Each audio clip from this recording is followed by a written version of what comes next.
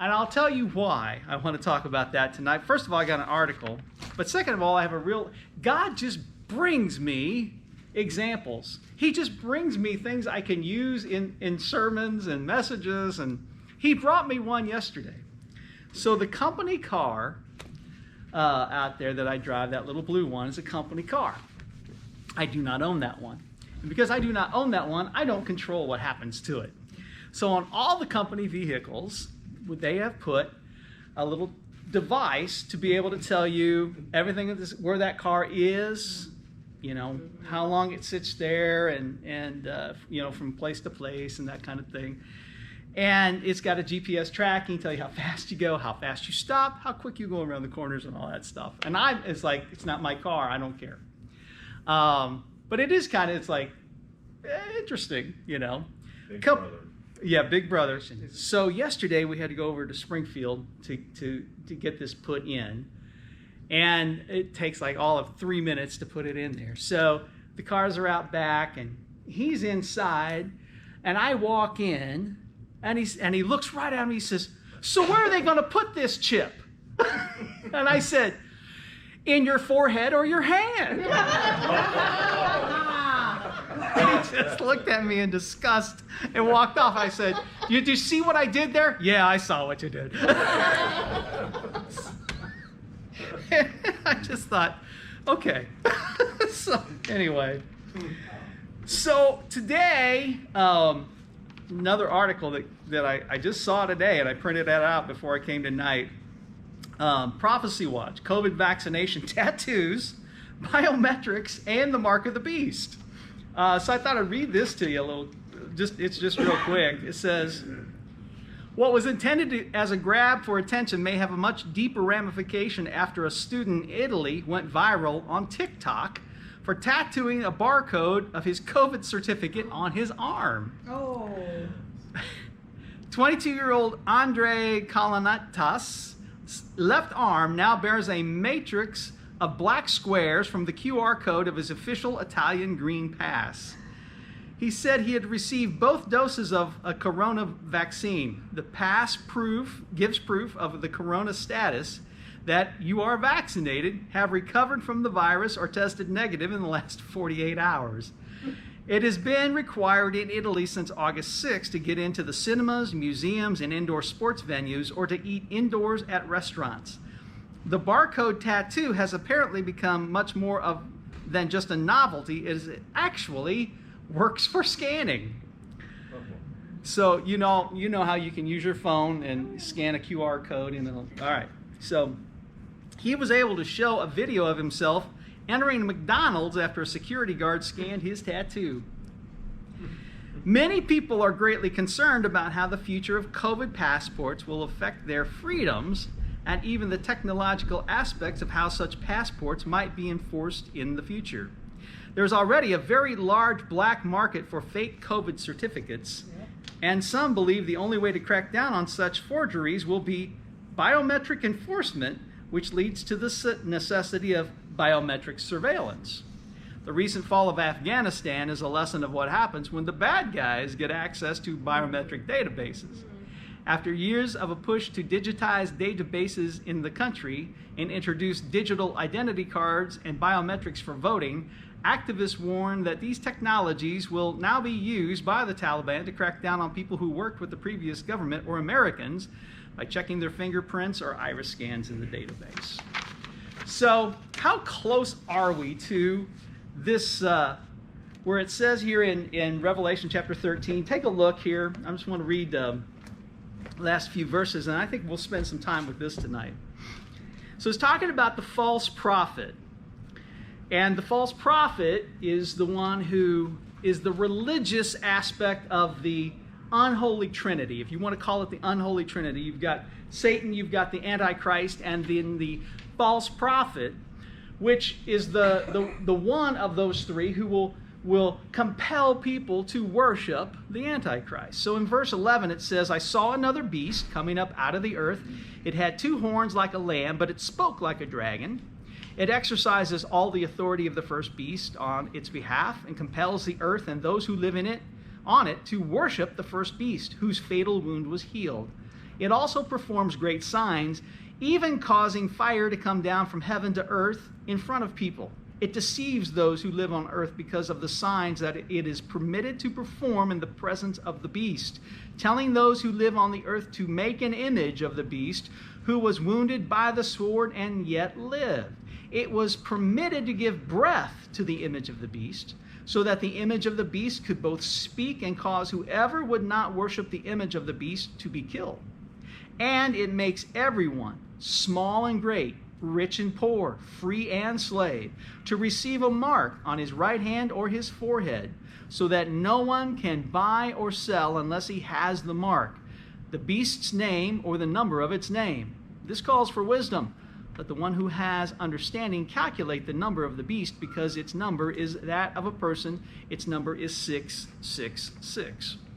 Here's what I want to look at tonight, this mark of the beast.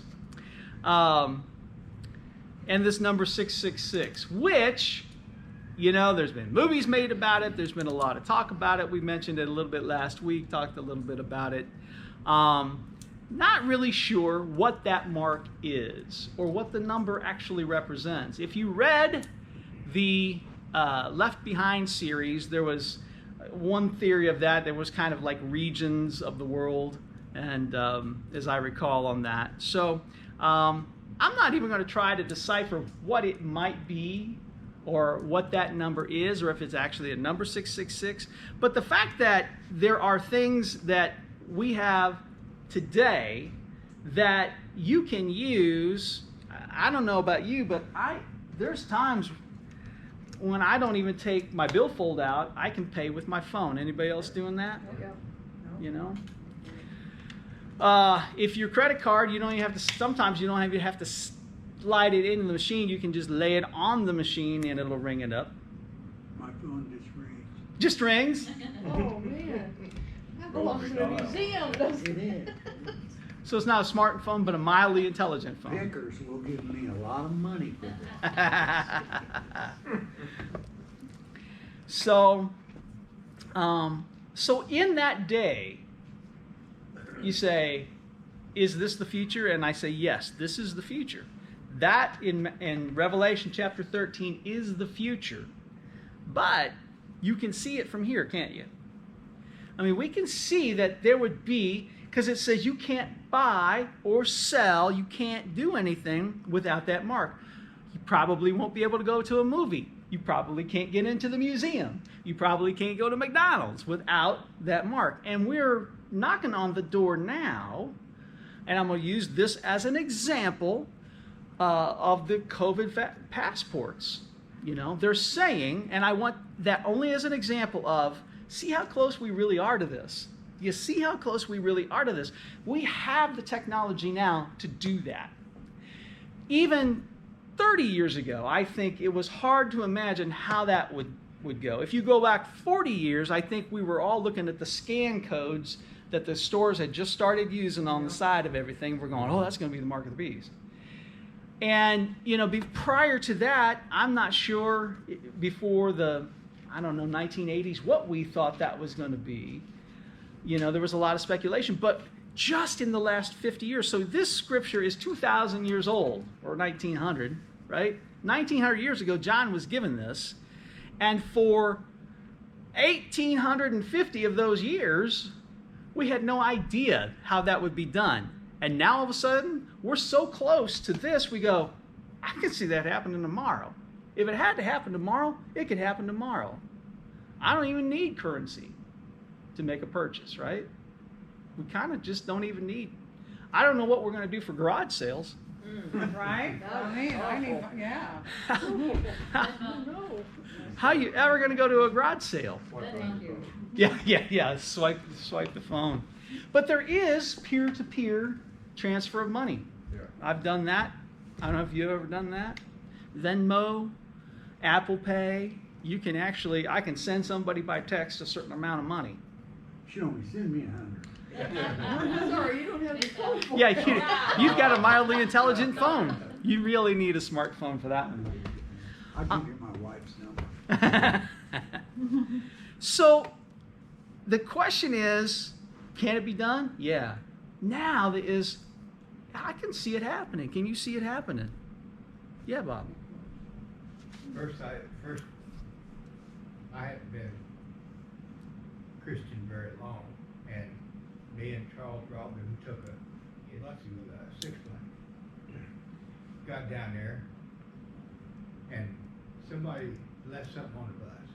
I said, well, I'll run back and get it. Well, before I could get back, I've been through the line. To go back out, I had to get a stamp. So I just stuck my hand out and they stamped it. And I kind of looked at it. I didn't pay no attention, but got to the bus and got back and I got the line on it and I said, that didn't even mark me.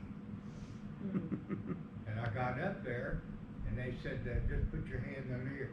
It The was line. a black light. Yeah. You know what, they stamped me with a stopper out of a sink around me. And I looked at that, put my hand under there and there it come up and I thought, oh my Lord. That's the first one I ever thought. I thought, you could sneak that stuff through there and they're playing games with you right now. We're getting all set up. Well, And it'll probably be some little simple thing that we're looking for something else going to happen. And they're going to sneak right in there with us. so think about this for a second. How this technology has actually made things easier. I got to tell you, I like doing this. Be $5, sir. Yes, sir. Boom, I'm done. I'm out. Actually, it's kind of fun. So that technology is so simple and so easy. And what do our kids know? I'm telling you, my little grandkids, our little grandkids that are 4 years old, are never going to know what a quarter or a nickel is. They'll see it. They'll never have to use one by the time they get another 10 years. And so when this comes about, see, 50 years ago, we're looking at this and going, oh my goodness, there won't be any cash and you have to have this mark and all that. But those little kids in that generation, it's all they're ever going to know. It's all they're ever going to know. So it won't be crazy weird to them like it's crazy weird to us to walk into a store and use our phone to make a purchase, because they're just going to go, and so about the other time we talk to the kids when we use this, we're FaceTiming. Everybody FaceTime or at any point, so you got picture and you're talking. So I was in the car one day and I called Courtney, and I think it was Nolan, says, Granddad, how come we can't see you? Because I wasn't on FaceTime. I'm talking with Bluetooth in the car, How come we can't see you? Because his idea of a phone call includes the picture, And now we're living in the world of Dick Tracy, right? Because anybody have an Apple Watch or some kind of smart watch? Anybody got a smart watch? Where it'll tell you all kinds of stuff, So all of this stuff, Bob, to this point, this isn't going to be a big deal to them. They're going to look at this, in my opinion, they're going to look at it and go, what's the big deal? Yeah. Yeah, we're being conditioned right now. Yeah. Yeah, exactly. And the reason that they're being forced is because they have to worship the image. And that's the problem. I've often wondered, if you refuse to worship the image and they mark you anyway, what happens? Right. In the book, the guy was okay. Right. Because in his heart, he hadn't accepted it. Correct. Because wasn't that storyline in Left Behind where there was a young teenager, I think, as I recall, and his father forced him to take the mark, and he didn't want to take the mark, and therefore, in that storyline, if you remember, everybody who was a Christian had a mark on their head, and the Christians could see that they were marked for the Lord, right? Mm-hmm. So even though he was forced to take that, it didn't cost him his salvation because he had to take it unwillingly. He didn't sign up and say, yes, I want this, which is an interesting thought. I wouldn't, that book helped to bring out some things like that. It's all a matter of what's your heart. Right. But think about this. Think how easy this has been look how divided we are now. on mask, no mask, vax, no vax, you know, real, not real. I mean, just, you can get in all kinds of arguments if you want to just on the COVID issue. So in the sense, when you go to that day, someday down the road, someday in the future, all these people are ever going to, I don't know how far this is, but let's just say it's 10 years down the road. Well, everyone who's 5 years old now will be 15. What are they ever going to know?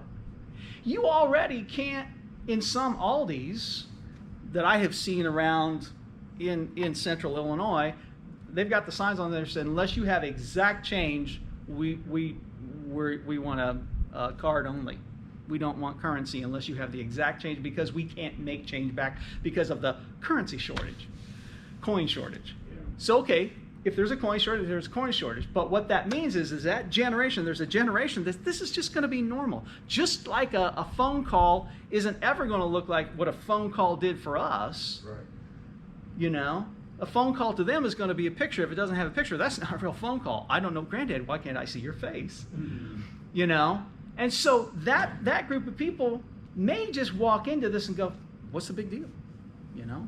What's the big deal? Or, and I'll throw this out as a discussion, it might be such that that is the normal way of conducting business anyway, and the beast, and some people will and some people won't. Just like, you know, vaccination, no vaccination, or whatever. Some people might use that, some people might not, and when it comes time to it, it says, the only way we're going to transaction, everybody has to do it now, right?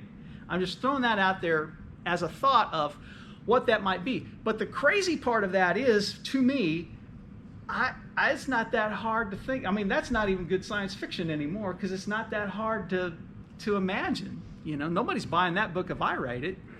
You know, well, everybody can see that's going to happen. So when you think about this, those people who get into that time, who say, he's the one who's going to fix everything for us, yeah, I'll take it. You know, if they look to the Antichrist, and at some point, I think people will see that this is not a good thing. But he's going to align himself, as we've seen, riding in on a white horse, just like the cowboys always did. Good cowboy always rode in on a white horse. So to open up the tribulation period, the Antichrist rides in on a white horse, says, I'm here to make peace. And everybody's go, oh, he's here to make peace. Let's follow him, you know. And so there's going to be people just like now who's going to believe everything he says. Yes, he's right. That's the only way to fix all this. I'll take it.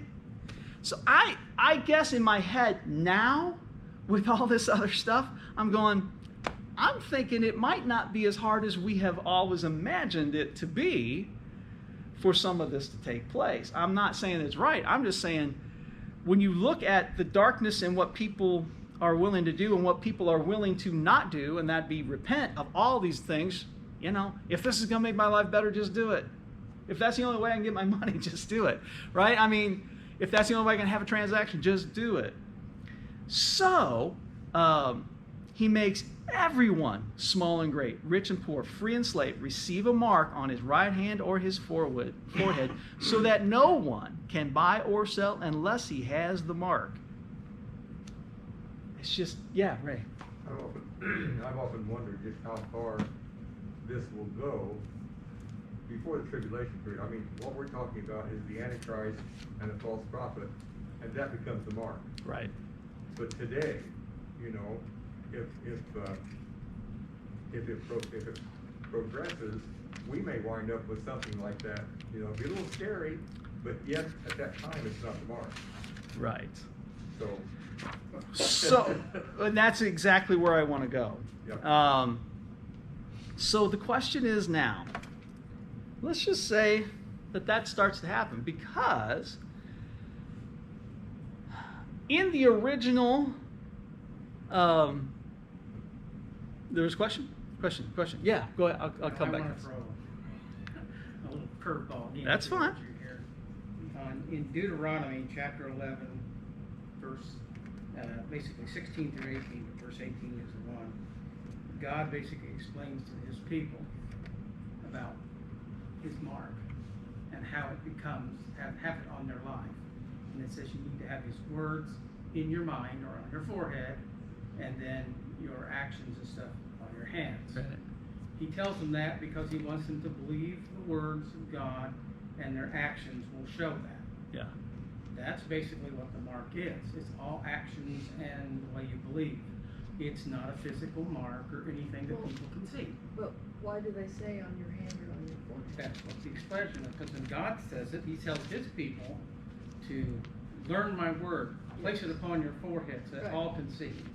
Then, with your actions, which is your hand, Right, use your hands to show my actions. Means go out, testify, go out and do what you have to do. okay, I get that, but the mark. That's what the mark is. People will be able to tell that you're a Christian and you're not a Christian in that period of time. They will know by your actions and how you talk and your responses to things, they will know the difference between if you are a Christian or you are not. And then they will tell others the same thing. And then you will be the one, just like they want to point out people who have COVID and don't have COVID, Right. who don't take the shot, whatever it is, they point them out. And then you're basically banned. If I could jump to Revelations 14:9, Go ahead. it pretty much says that you have to have it if anyone worships the beast and its image and receives the mark on their forehead or their hand. So it says, if you worship the beast and its image and receive the mark. So I guess if you get the mark accidentally or whatever, but don't worship, is that basically what this? I They think were the book was bringing that about, that you know, and I think if you think about it, they're assigning children Social Security numbers when they're born now, yeah. right? Yeah, you don't. And it may be a thing where there's like they just put it in them, you know, Could put it right as they're born, so they wouldn't have a choice, you know, and so in that sense, you know, if they are before the age of accountability in that sense, or have or unwillful in it, you know, I think there would be a separation there, and I think that's what the book was talking about. In this case, Steve, I would not be in that camp with you. You know. You don't follow the same way I do. Well, I think He's not. He's I not think in saying this what's particular going on. case, and I understand what you're saying.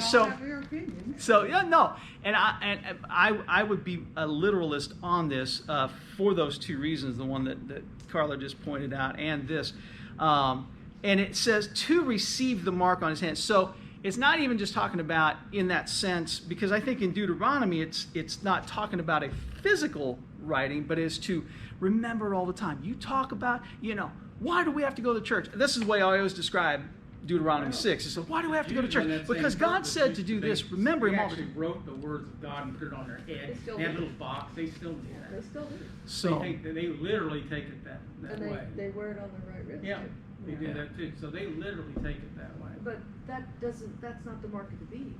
No. That's the No, mark but of what the they're saying Christian. is Or the that believer. shows them that they believe Sure. in God.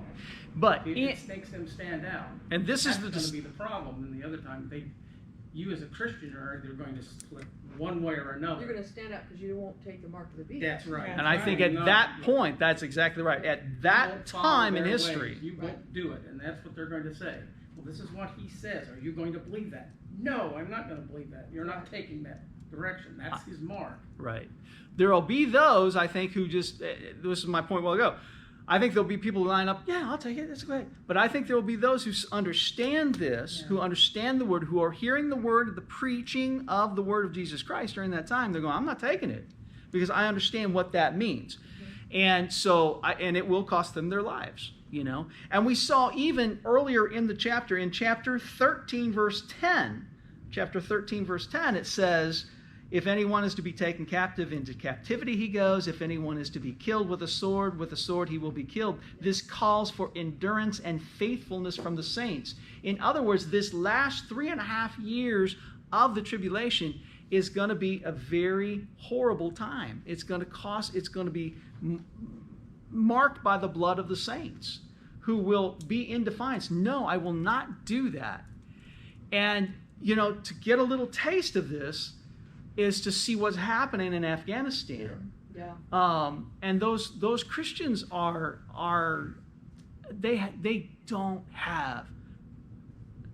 they don't have anyone to rescue them. No, we don't.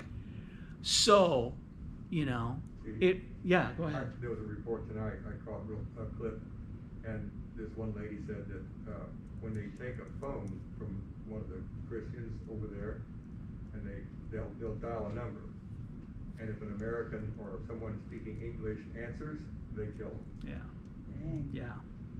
Yeah. And yeah,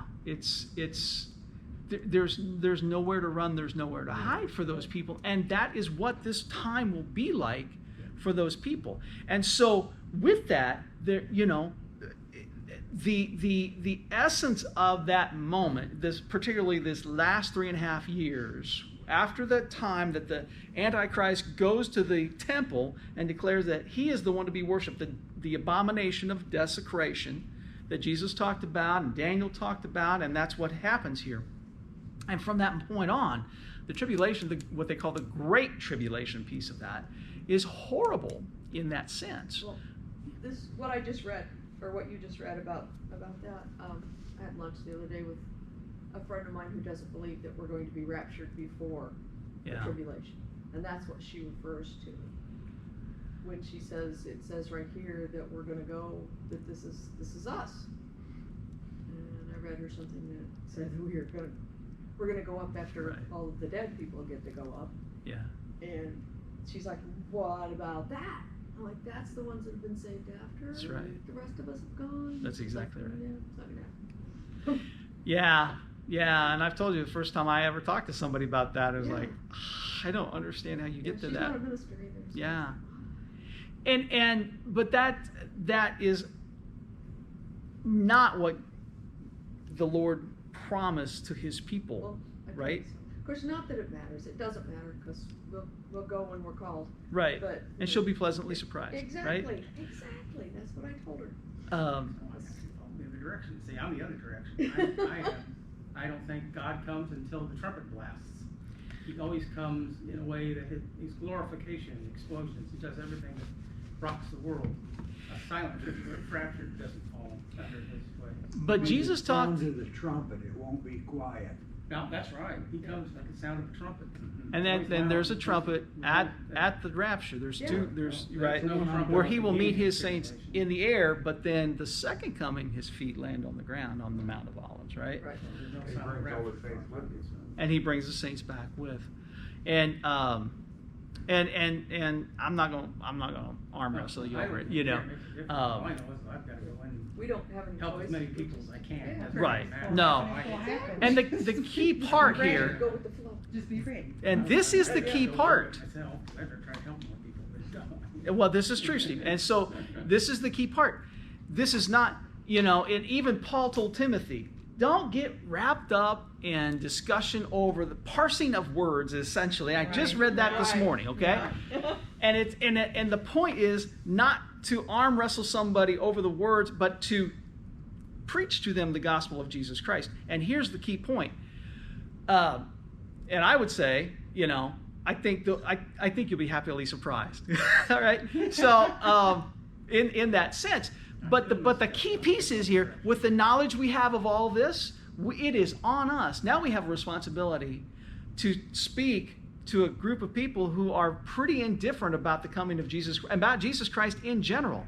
And we've seen article after article after article about that. People are just like, Everyone under the age of 39, what was that article? I forget. I didn't bring that stack with me tonight. I literally have a stack that is that thick of articles since the beginning of the year of stuff. And in that is this one about millennials. And it's 60%, something like that, believe that Jesus isn't the only way to God. Buddha's a way to God.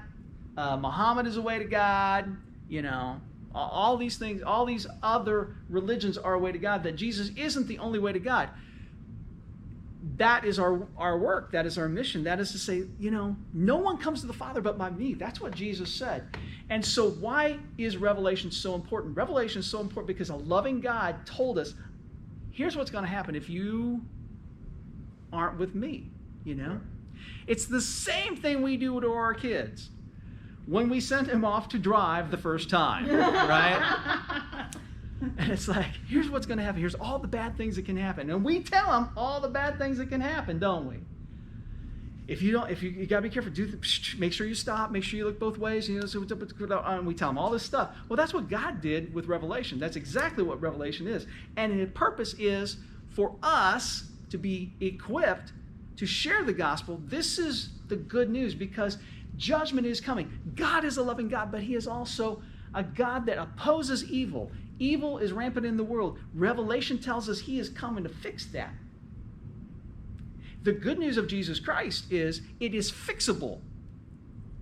And so because it's fixable, Revelation tells us it's going to be awful to get to the final point, because there's some judgment that comes in the middle of it. And God's identifying and revealing himself to be not only the God of love to let us know this is going to happen, he's the God that opposes evil and will judge it.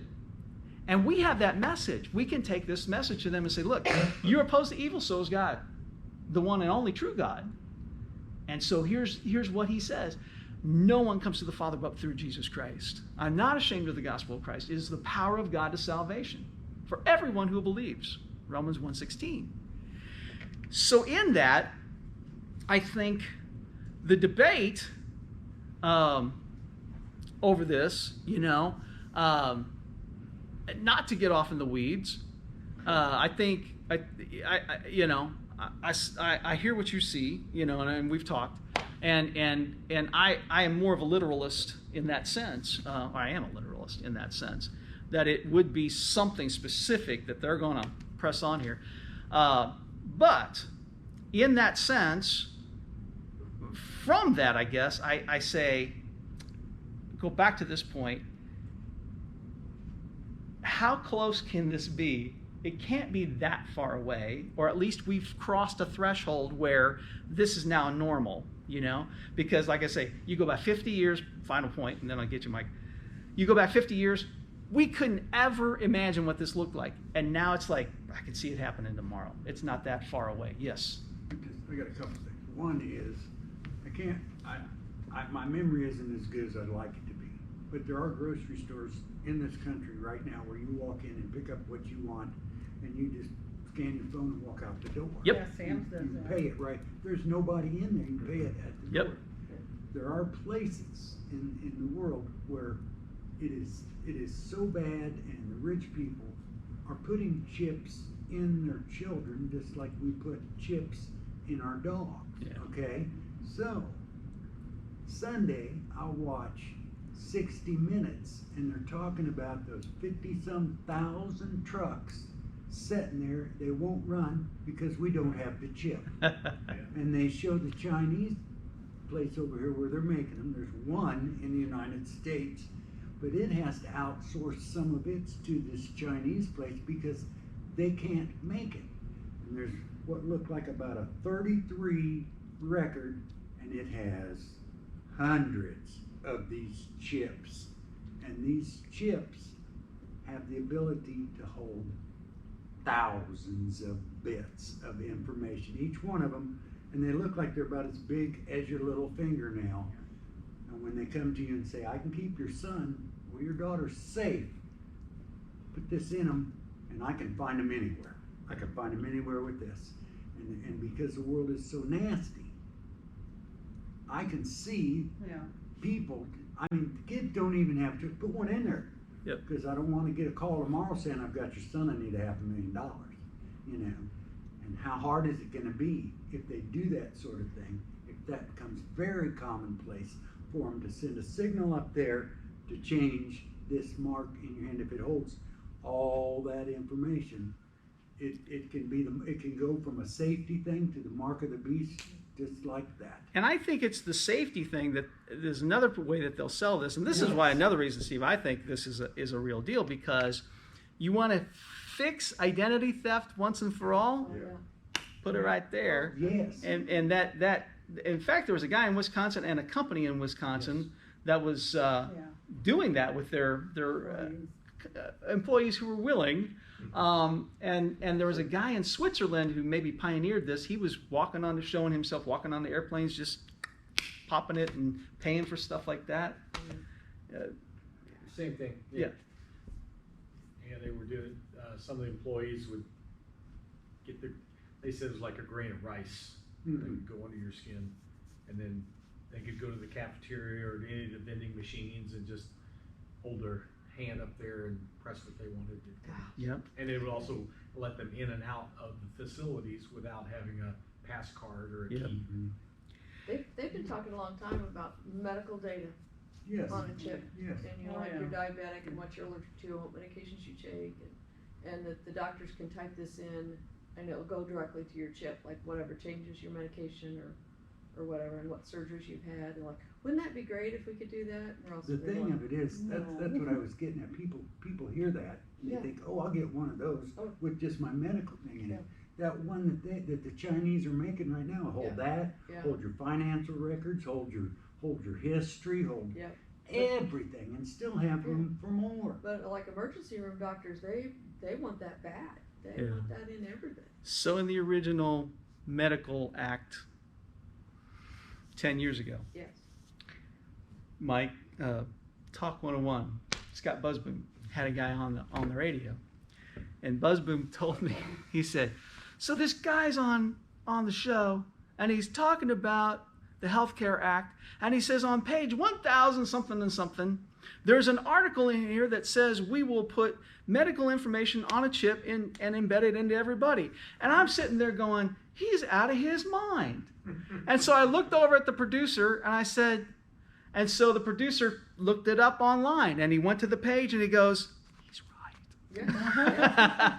And it was true. I That was in that. I went to a forum, you know, before this was written down, and they were talking about, you know, they want to make everybody do that. Yeah. Yeah. Like, oh my gosh. Yep. Half the room was just about to faint. You know, and the other people like, what is your problem? Right. Why won't you? Wouldn't this be wonderful? Wouldn't this really help? There it is. Exactly. Exactly. It's for your benefit. It's for your Exactly. safety. It's, you know, everybody's safe. So, and the other thing too, and I think about the safety aspect, and to avoid identity theft, right? Yeah. And so last year, this time, there was thousands and thousands of people across the country getting their identity stolen, and mine was one of them. And somebody filed unemployment on me in Oh. Texas. And I was righteous in my phone call, but I was righteously indignant on my phone calls to these people. I have never worked in Texas. I've been there once or twice, and finally got that fixed.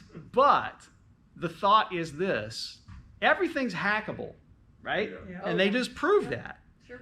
And it is a chip unhackable? Maybe not unhackable, but it's sure going to be a lot easier to protect your identity if it's everything about you is contained in there, and you can't have your medical stuff stolen, you can't have your personal records stolen, your Till money they cut can't your be hand stolen. off. It's all right Yeah. there. What'd you say? Till they cut your hand off. Yeah. Yeah. All they gotta do, Pull up all they hand gotta and do is something. just like they do at the gas station.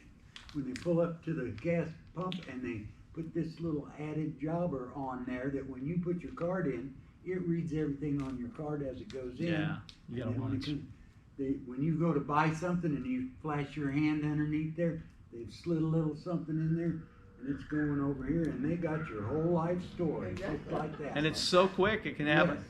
Yes. A guy from work sent me a video today, texted to me, and I called him. I said, I don't know if you just sent me a video or not. I said, but there's no way in this world I'm opening that up until you call me and tell me you sent me that. Exactly right.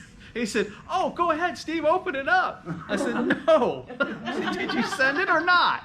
I said, don't you ever, and I said, don't you ever send me anything and not tell me what it is.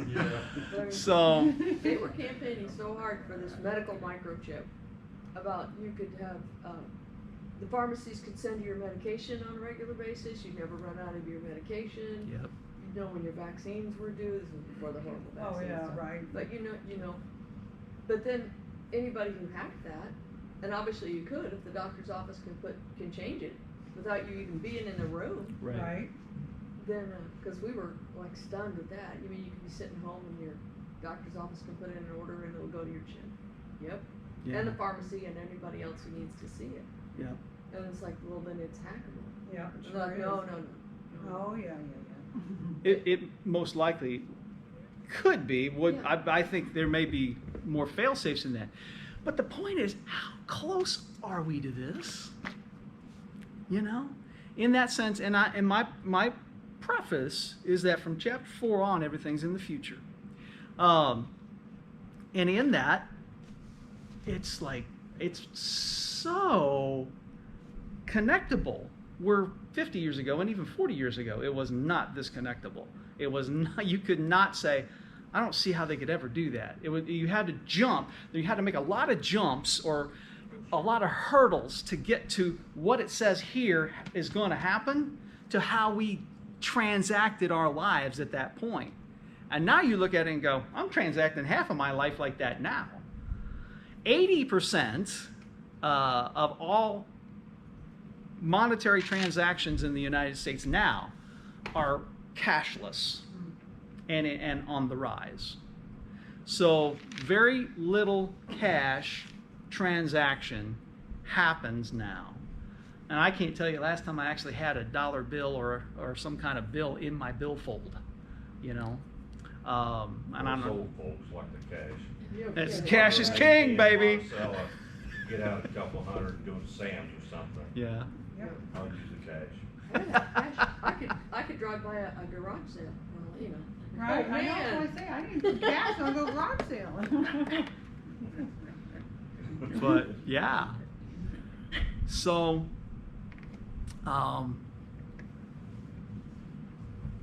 But one of the doctors that was going, and it's those fanatical Christians that are gonna keep this from happening. you said that for real? For Well, real? because we were like, not going along with that and saying, no, Mhm. no, you can't be doing that. And he goes, and it's the fanatics, they're gonna keep us from. Like, well, for a while anyway. We're Right, doing our best to As long protect as it, we right? can. right. So, how close? And my question is, how close are we to that? Because I think we're really close. That doesn't mean this is all going to transpire tomorrow, but I'm telling you that for the child of God who is aware of these things, and now you all are aware, and I am aware, it behooves us, we're going to be responsible for what we know. And with what we are responsible for what we know, we need to be sharing to others who are marginally believing or not believing at all. Do you understand what is going to happen? Do you understand that someday Jesus is coming back? Are you going to be ready? That's why I love that story about Lot and those two angels. I've told you this before. I really want to talk to those angels because they were begging, in a sense, for Lot to get out. Do you understand the danger you're in? You've got to go. And they literally had to pull him out, right? Remember that story? And his sons-in-law thought that he was just joking. Because, why? Because Lot was marginal. Lot wasn't all in.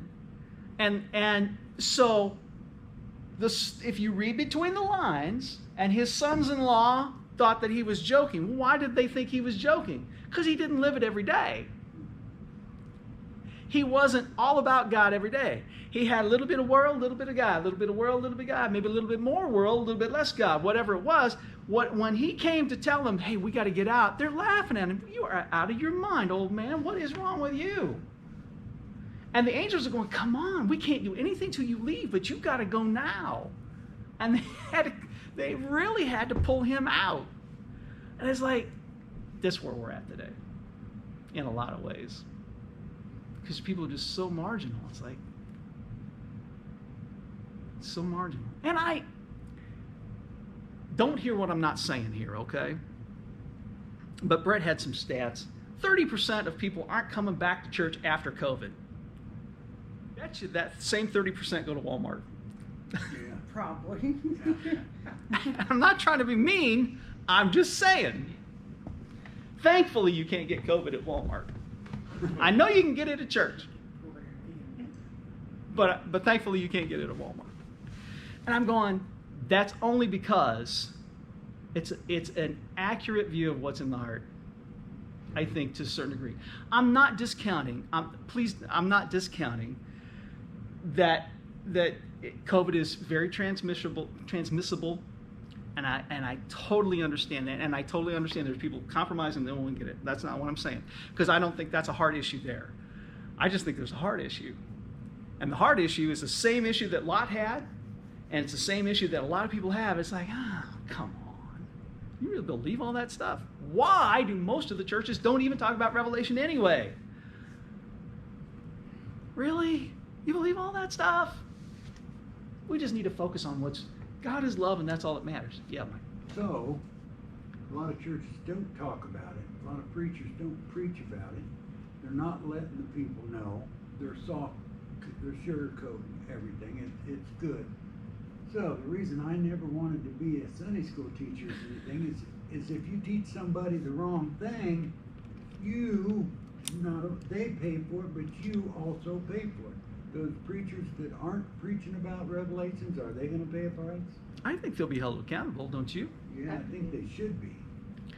So we'll all be held accountable Yes. to Christ someday at the judgment seat of Christ. That is not to enter heaven. We're already in heaven. And he's going to sit down and have a review.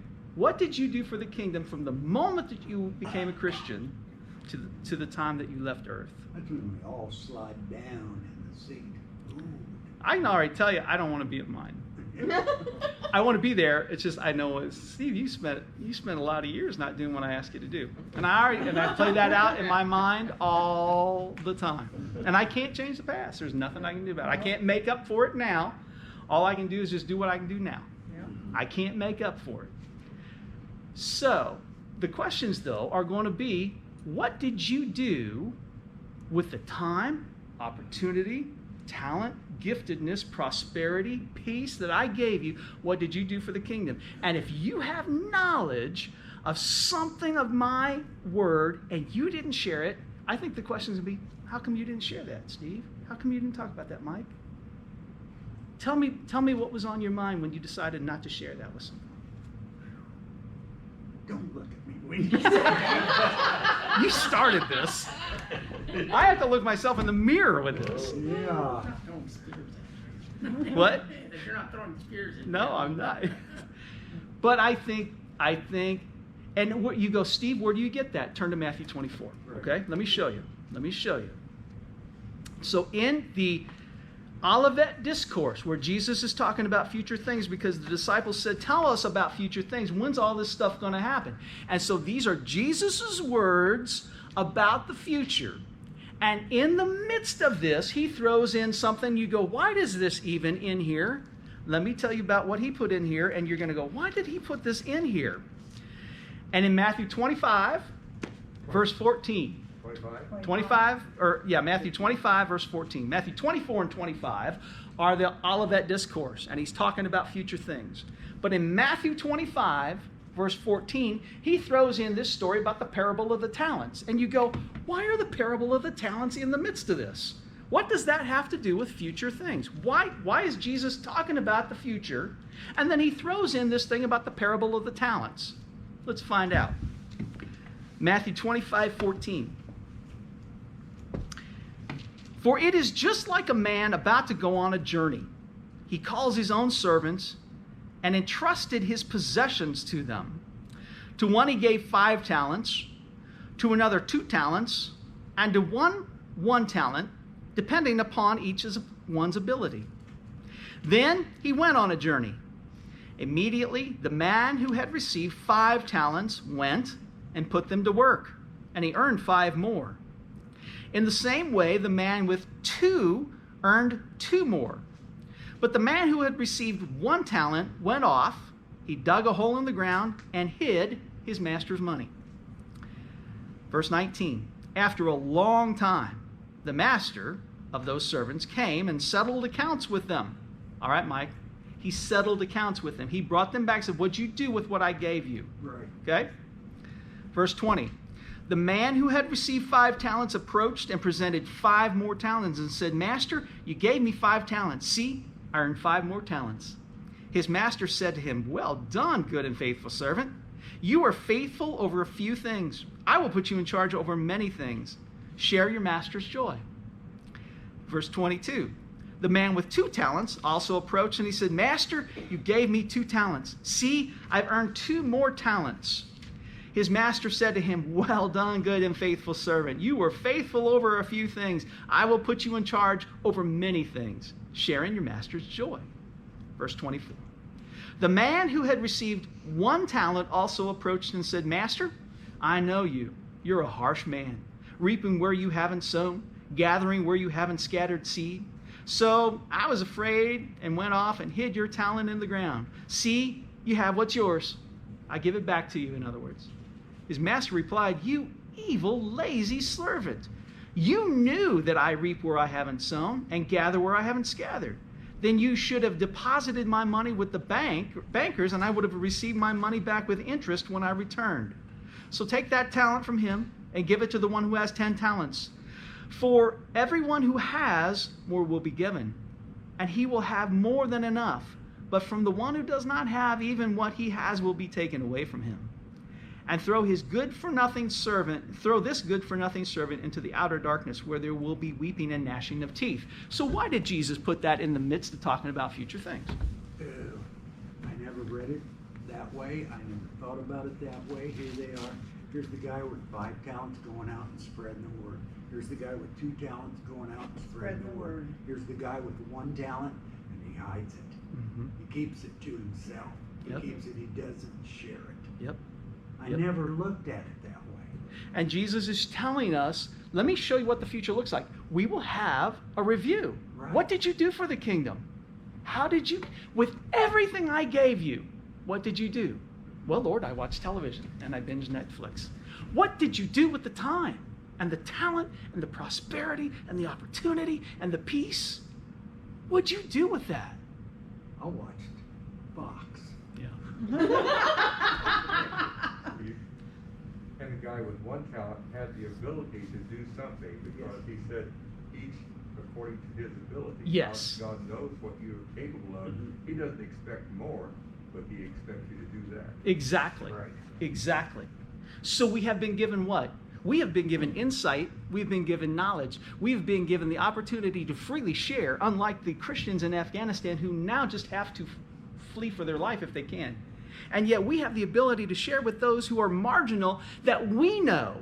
Yeah. They're going, I don't know. Well, we will be held accountable, yes. Why was the master, it looks like he's portrayed as not a nice guy. It does, You know, doesn't he it? gathered, reaped where he had not sown and gathered where you didn't scatter seed. Looks like he's stealing. Right. Why was he portrayed that way? I think in that, and my understanding would be that the visualization of God in this sense is that he owns it all. Mhm. It is all his to take and to use at his discretion. This is my interpretation of this, Mike or Steve. Why was he put in there? I mean, why? There's something, and it's deeper than what I'm explaining to you right now, and I'll go back and look at this a little. I'll circle back around and understand, try to get a little better insight on this for you. Yes.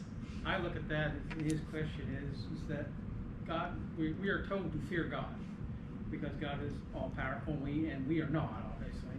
And in his case, like he said, the one who had 1 talent, basically, and was given it to him, he feared God because of what God was and what he's been told. So instead, the others that took those talents and used it, his fear says, it's just best if I just bury it, I'll be safe that way. Yeah. And that's the problem we have with Christians, is we're feared to go out in the world and do anything because we'll get destroyed. Yeah. So I don't want to walk out with all into the midst of the field and get tackled by the weeds and everything else and stuff. I'll just stay here where I'm safe. Right. And that's basically what that's saying. I think that's a great example of that too. Yeah, Mike.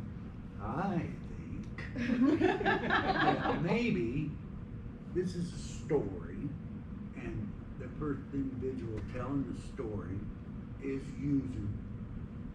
This is you guys are servants. You are slaves. I own you. I never do anything. You guys always do everything. I think it's put in this sense of why didn't you do something? It's because they expect it. It's The guy that gave out the money expects you to give him more back than he gave you because that's the way things are. I own you. I don't do anything. You do it because I own you. Period. I think it's that. And that is very true, because what Paul identifies himself as at the beginning of many of his letters, Paul, a bondservant of Jesus Christ, which a Right. bondservant is a slave to the one who owns me. Right. Did you have your hand up? Rick? Oh.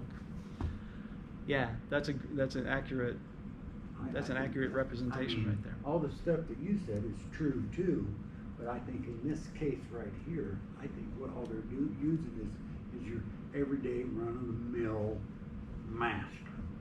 He expects you to do it. He bought you to do it. Yeah, yeah.